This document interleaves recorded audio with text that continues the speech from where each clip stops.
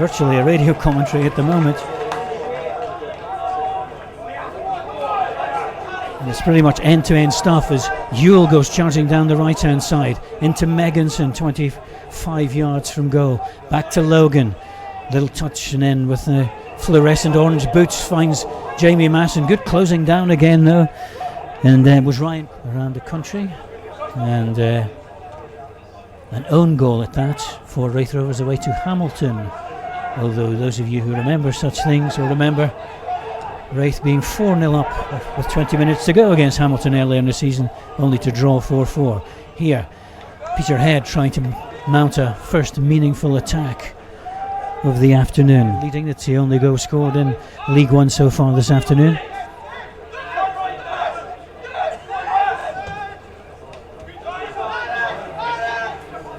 Well won by Vigers, now Milne.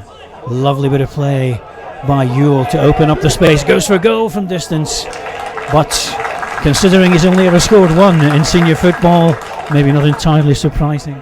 A fair old joust going on there between McDonald and Megginson in the penalty box. Vigers picking it up, and Ewell again. Such a lovely touch on the ball. Ewell into the penalty area.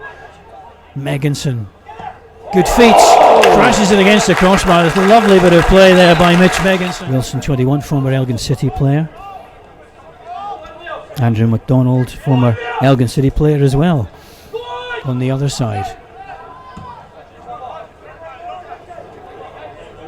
Long by name, long by nature in terms of that clearance.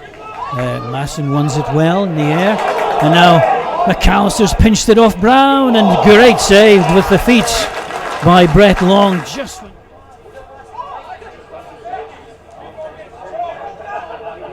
McLean out-muscled by Vigers, and then Milne, and then Ewell in that central area. Masson goes over, but it was a clean challenge by McDonald.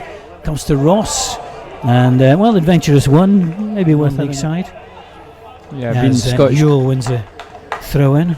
Being the Scottish Cup, it's a once-in-a-lifetime chance for the non-league sides.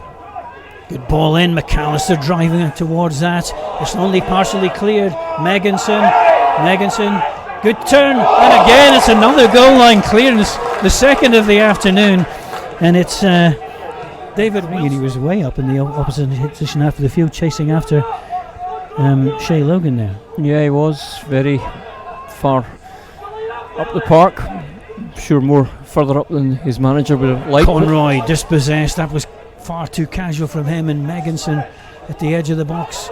And Masson takes a deflection. Well, I thought it took a deflection. Way back there by Masson. Brown looking for some movement into the middle, and Payne pulling back Vigers, but Vigers is strong enough to get away from it. And as it goes forward, Brown, McAllister gets in, little pull back. Megginson's there, he goes down. McAllister with a shot, deflected behind for the corner. Megginson, well, he's furious that he doesn't get the penalty, but then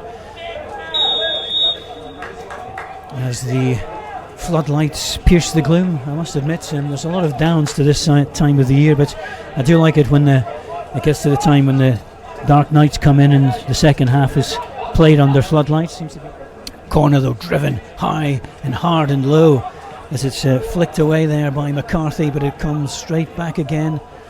Relentless pressure at times in the opening period, and certainly the attempt is to continue that as Masson curls it towards the far post, too high, out for the goal kick. Ryan Conroy driving into the challenge, but it's going to be a throw in. I don't think he was in exactly that position, but still in a few yards. So McCarthy goes tumbling over, but there's nothing in that as Vigers just using his superior strength, and Long going a long way out of goal, and it's going to be costly for the goalkeeper, is it, as Megginson slides it across. Another brilliant clearance that comes spinning off. But still very good save and very quickly back. Corner again, it's a more floated one this time. Morgan Neilgan's ahead, and then it's turned into the back of the net, and Cove Rangers do finally get the breakthrough, and it is Ryan Strachan of all people who's come up with the opening goal. 2 goals last season, but he gets his account open for the new season, and finally Cove Rangers hit the front. This game they're going to have to come out more, which should open things up a wee bit. Alloa Athletic have scored a quick goal at the start of the second half as well. Alloa 1, Montrose 0. So Montrose up against it there. As a shot comes in, just parried away by the goalkeeper. Masson with the drive from distance at the start of the campaign. But it's a much stronger squad and much stronger starting lineup now for Cove Rangers, as the ball just hooked clear by Ross up, and then McAllister with Megginson getting the touch and driving through, and a clear one and goal. Can Megginson make it 2?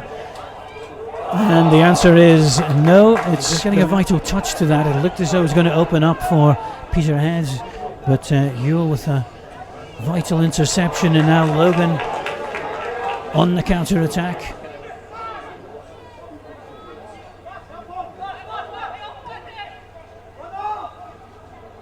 McAllister and Megginson, but it's just these players are put out on loan, of course, and he's sticking to his task anyway. He's not intimidated, not the tallest, you have to say, but I suppose the same could be said for Shea, but even Shea is a couple of inches taller than him.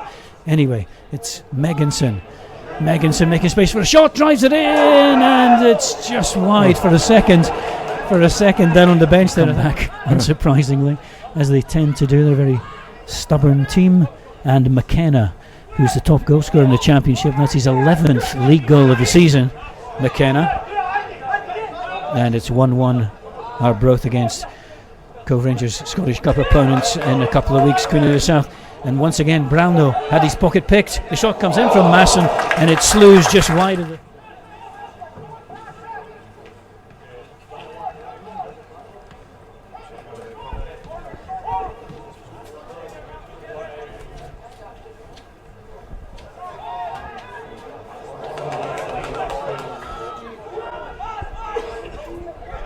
Megginson, will this go in? Yes, it does! He's tried and tried all afternoon, Mitch Megginson, with no joy, but finally he gets his goal, his 9th goal of the season, and surely that will close out the 3 points for Cove Rangers. Cove Rangers 2, Peterhead 0. Yeah, well, 77 and 90 plus 1.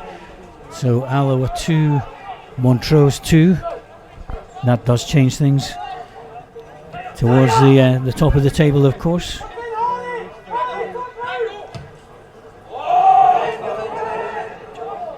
An opportunity for Savoury to play it across, but he couldn't get it on target. And a couple of late opportunities for Peter Mulligan again. There's plenty, certainly pace to burn anyway, Mulligan.